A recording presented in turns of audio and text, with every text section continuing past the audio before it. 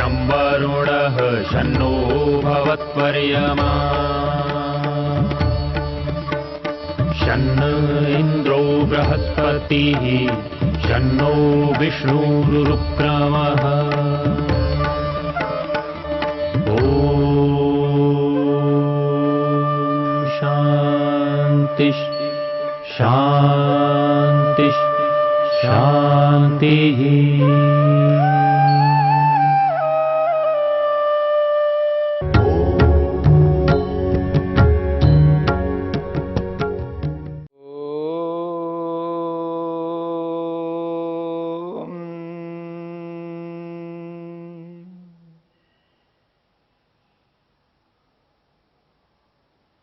सती मूले तद विपाको जात्यायुर्भोगाः।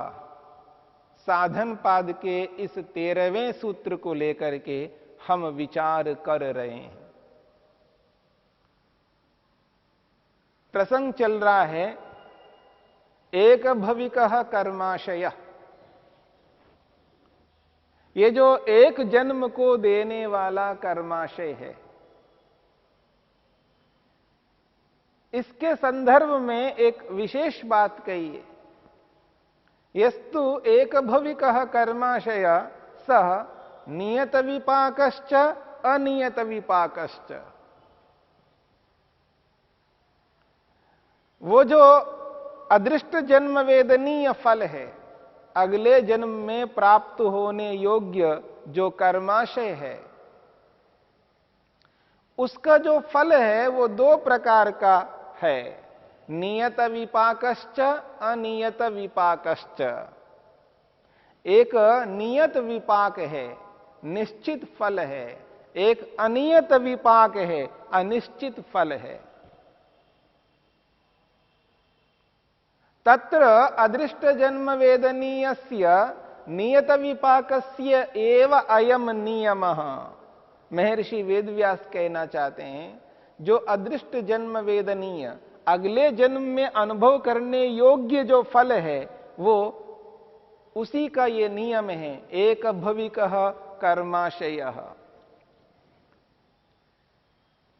जो एक भविकः कर्माशय है, ये जो है वो नियत फल है, वो नियत फल उसी के साथ जुड़ेगा जो एक भविकः कर्माशय। अर्थात जो एक प्रघट्टक के रूप में अनेक कर्म मिलकर के जो अगले जन्म में जो फल प्रदान कर रहा है, उसी के साथ ये नियत विपाक वाला नियम जुड़ता है। और जो बाकी कर्म हैं, जन्म जन्मांतरों के कर्म हैं, उनके साथ में ये नियत विपाक जुड़ता नहीं है। इसलिए उसके लिए कहा अनियत विपाकश्च। वो अनियत विपाक वाला है, अनिश्चित फल वाला है। अर्थात उसका फल निश्चित रूप से अगले ही जन्म में मिले, ऐसा कोई नियम नहीं है। यही अनियत विपाक का अभिप्राय है। एक है, यह जो जन्म है, इस जन्म के समाप्त हो जाने पर, अर्थात मृत्यु हो जाने पर अगला जन्म मिलेगा ही मिलेगा। ये जो अगला जन्म मिलेगा ही मिलेगा है, वो है एक भविकः कर्माशय, और वो नियत विपाक वाला है। अर्थात निश्चित रूप से उसका फल अगले जन्म में मिलेगा ही मिलेगा। और जो अन्य कर्म हैं, जो जन्म जन्मांतरों से चले आ रहे हैं कर्माशय, उनका फल अगले ही जन्म में मिले ऐसा निश्चित नहीं है। इसी को कहते हैं अनियत विपाकः। इस बात को समझने का यत्न करना है कि ये जो अनियत विपाक है, अनिश्चित फल है, वो अगले ही जन्म में मिले ये निश्चित नहीं है। वो कब मिलेगा अनिश्चित है, इसलिए उसको अनियत विपाकः कहा। महर्षि वेदव्यास स्पष्ट करते हैं, यो ही अदृष्ट जन्म वेदनीय अनियत विपाकः तस्य त्रयी गति ही। महर्षि वेदव्यास स्पष्ट करना चाहते हैं, जो अदृष्ट जन्म वेदनीय अनियत विपाक है, जो आगे के जन्मों में अनुभव करने योग्य अनियत विपाक है, अनिश्चित फल है, तस्य त्रयी गति ही, उसकी 3 गतियां हैं, उसके 3 भेद कर दिए हैं। अनियत फल का, अनियत फल के 3 भेद।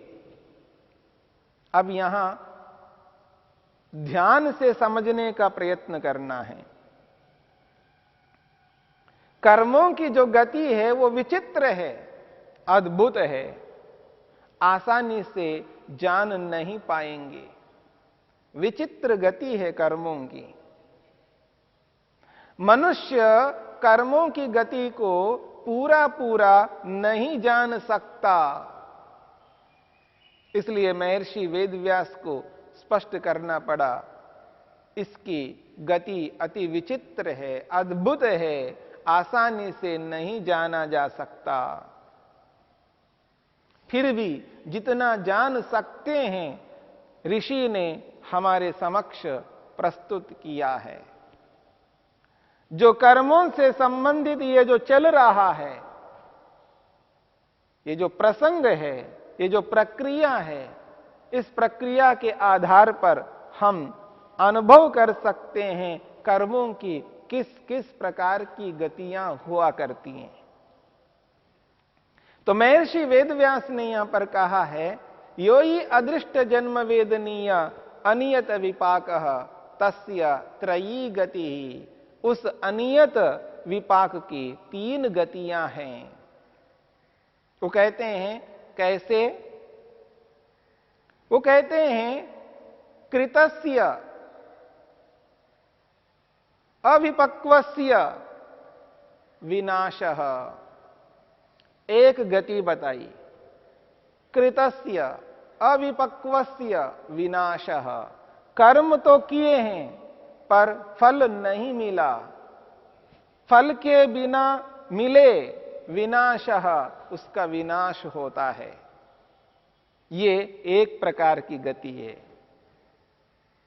कृतस्य अविपक्वस्य विनाश, किए हुए जो कर्म हैं, जो फल दिए बिना ही, फलों को प्राप्त कराए बिना ही विनाशः, विनाश को प्राप्त होते हैं। वैसे सुनने को ऐसा लगता है ये कैसी बात है, कर्म किया और फल दिए बिना वो नष्ट हो जाए, ये कैसे हो सकता है? पर इस विनाश शब्द को समझना होगा, इस विनाश का अभिप्राय क्या है। इस बात को समझने का यत्न करेंगे हम। इस बात को विस्तार से हमें समझना है। किए हुए कर्म फल दिए बिना ही वो विनाश को प्राप्त होते हैं। वो विनाश क्या है, किस रूप का विनाश है, किस प्रकार का विनाश है, विनाश का अभिप्राय क्या है, इस बात को हम समझेंगे। दूसरी गति बताई है प्रधान कर्मणि अवापगमनम। जो मुख्य कर्म हैं, जो जन्म आयु और भोग को देने वाले कर्म हैं, उन प्रधान कर्मों में अवापगमनम आकर के वो मिल जाते हैं। एक धारा चल रही है, जो जन्म मिला, जो आयु मिली, जो भोग हमको प्राप्त हो रहा है, ये प्रधान कर्म हैं, जिनके कारण से जाति आयु और भोग हमें प्राप्त हो गए हैं, और उन्हीं में वो आकर के मिल जाते हैं। ये दूसरी गति है।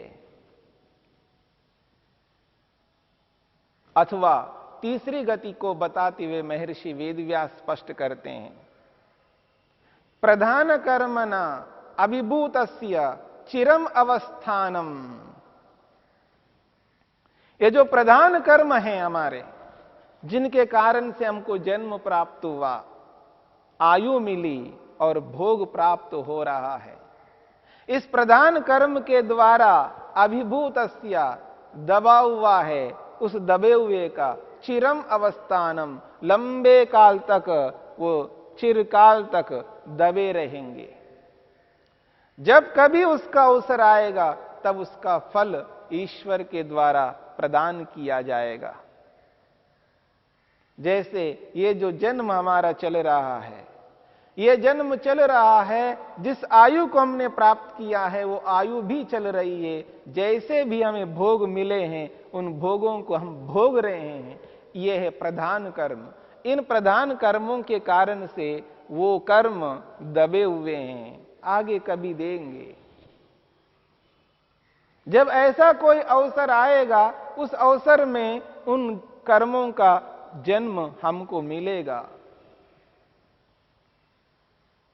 उदाहरण के लिए आज जो हमें जन्म मिला है मनुष्य जन्म, और जिन कर्मों के कारण से मिला है उन कर्मों के अतिरिक्त और भी ऐसे कर्म हैं जिन कर्मों का फल मनुष्य शरीर में नहीं मिल सकता। तो ऐसे कर्मों को परमपिता परमेश्वर उसको दबा के रखेंगे, यानी प्रतीक्षा में रखेंगे। प्रधान कर्मणा अभिभूतस्य चिरम अवस्थानम। मुख्य कर्म के द्वारा वो दबा हुआ है, उस दबे हुए कर्म को देर तक दबा करके रखते हैं। जब उसका अवसर आएगा, जब कभी ऐसा कोई कर्म हमने किया है, ऐसे बहुत सारे कर्म किए हैं, उन कर्मों के साथ में उसको जोड़ देंगे। और वो कब देंगे इसका निश्चय हम नहीं कर सकते। यही अनियत विपाक है। तो तीन बातें कही हैं। एक है किए हुए कर्म फल दिए बिना ही विनाश को प्राप्त होते हैं। दूसरी गति बताइए, मुख्य कर्मों में आकर के, मुख्य धारा में आकर के वो मिल जाते हैं, ये दूसरी गति है। और तीसरी गति है मुख्य कर्मों का जो फल हमें प्राप्त हो रहा है उसके कारण से वो दबे हुए रहते हैं, चिरकाल तक दबे हुए रहते हैं। जब कभी उनका अवसर आएगा तब परमपिता परमेश्वर उन कर्मों का फल प्रदान करेंगे। इस प्रकार तीन गतियां बताइए अनियत विपाक की। नियत विपाक और अनियत विपाक, निश्चित फल और अनिश्चित फल। निश्चित फल में तो हमको अगला जन्म मिल ही रहा है और उस जन्म के साथ साथ आयु और भोग प्राप्त हो ही रहे हैं। लेकिन जो अनियत विपाक है, अनिश्चित फल है, वो कब मिलेगा, किस परिस्थिति में मिलेगा, किस अवसर में मिलेगा, उसका निश्चय नहीं है। वो कभी भी मिल सकते हैं। इस जन्म में चलते चलते बीच में कोई आटपका टपक सकता है। जैसे उदाहरण के लिए कोई व्यक्ति बहुत सुखी है, उसका सुखमय जीवन चल रहा है और उस सुख के बीच में एक दुख आ जाता है, और उस सुख के बीच में वो जो दुख आ जाता है उस दुख को तो भोगना ही पड़ता है, क्योंकि सुखमय जीवन चल रहा है और उस सुख के बीच में अचानक कोई दुख आ जाता है। ऐसा जो दुख आ रहा है ये किसी न किसी कर्म का फल है। कोई व्यक्ति दुखी हो रहा है, दुखमय जीवन में उसका जीवन चल रहा है, दुखमय जीवन है, वो दुख अनुभव करता हुआ अपने जीवन से असंतुष्ट है, दुख ही दुख भोगता जा रहा है और उस दुख के बीच में अचानक कोई सुख आ जाता है। ये किसी जन्म, किसी कर्म का वो फल है। तो इस प्रकार से कब वो फल उसका प्राप्त होगा वो निश्चय नहीं है। इसलिए इसको कहा जा रहा है अनियत विपाकः, ये अनिश्चित फल वाला है। तो ये कर्म की जो तीन गतियां बताई है अनियत कर्मों की, अनियत फल वाले कर्मों की तीन गतियां हैं। उनमें जो पहली गति है कृतस्य अविपक्वस्य विनाशः, इस बात को समझने का प्रयत्न करते हैं। जो सिद्धांत हम सुनते हुए आ रहे हैं, क्या किए हुए कर्म कभी निष्फल नहीं होते हैं। अगर व्यक्ति ने कर्म किया है तो उसका फल निश्चित रूप से मिलेगा। ऐसा नहीं हो सकता कर्म किया है और उसका फल नहीं मिलेगा। किए हुए कर्मों का फल निश्चित रूप से मिलेगा। और यहां पर कहा जा रहा है, जो कर्म किया है उन कर्मों का फल प्राप्त हुए बिना वो विनाश को प्राप्त होते हैं। अब यहां विनाशः, ये जो शब्द आया है, इस विनाश को समझने का प्रयत्न करते हैं। विनाश क्या होता है, विनाश किसे कहते हैं? यहां विनाश उस रूप में नहीं है कि वो कभी भी उसका फल नहीं मिलेगा। यहां विनाश जो है अदर्शन के लिए है। ये जो विनाश शब्द है ये अदर्शन को कहता है, यानी इसका फल अदृष्ट हो जाते हैं, अदर्शन हो जाते हैं, इनका फल दिखाई नहीं देते हैं। जब व्यक्ति मुक्ति में चला जाता है, मोक्ष को प्राप्त होता है, मुक्ति में जाने से पहले, निष्काम कर्मों को करने से पहले उसने जो पाप या पुण्य कर्म किए हैं, उन पाप और पुण्य कर्मों का जो फल है वो नहीं मिलेगा, क्योंकि वो मुक्ति में जा रहा है। वो निष्काम कर्मों को करके जो मुक्ति में जा रहा है, तो उसके जो पाप या पुण्य कर्म निष्काम कर्मों को करने से पहले के हैं, उनका फल नहीं मिलता है, उनका विनाश होता है। यहां पर विनाश का ये अर्थ है। जब वो मुक्ति में जाकर के लौटेगा, उसका लौटना तो बहुत लंबा है। 31 नील 10 खरब 40 अरब वर्षों तक मुक्ति का समय है। 31 नील 10 खरब और 40 अरब वर्षों तक। इसको इस प्रकार समझने का प्रयत्न करिएगा। सृष्टि का जो समय है 4 अरब 32 करोड़ और प्रलय का जो समय है 4 अरब 32 करोड़। 4 4 8 32 32 64, 8 अरब 64 करोड़ है। इसको 36,000 बार के साथ गुणा किया जाए। जब 36,000 बार सृष्टि और प्रलय होता है, उन 36,000 के साथ में ये 8 अरब 64 करोड़ का गुना करके देखें तो वो जो संख्या आएगी वो इतनी ही आएगी। 31 नील 10 खरब 40 अरब वर्ष तक व्यक्ति मुक्ति में रहता है। ये बहुत लंबा समय है। मुक्ति का जो समय है वो बहुत अधिक है। 31 नील 10 खरब 40 अरब वर्ष तक मुक्ति में रहना, उसके बाद जब लौट करके आता है तो वो कैसे आएगा? उन्हीं कर्मों के कारण से आएगा जो मुक्ति में जाने से पहले, निष्काम कर्मों को करने से पहले जो पाप पुण्य किए हैं, उसके आधार पर उसको जन्म प्राप्त होता है, ऐसा वेद कहता है।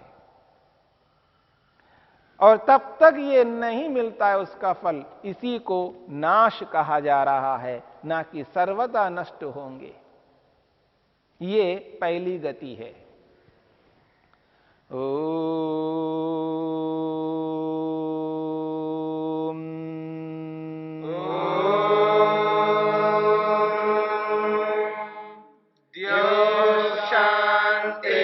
शांतिरंतरिक्षं शांतिर्पृथिवी शांतिरापः शांतिरोषधयः शांतिः वनस्पतयः शांतिर्विश्वे देवा शांतिर्ब्रह्म शांति सर्वं शांति शांतिरेव शांति शामा शांतिरेधि। ओम शांति शांति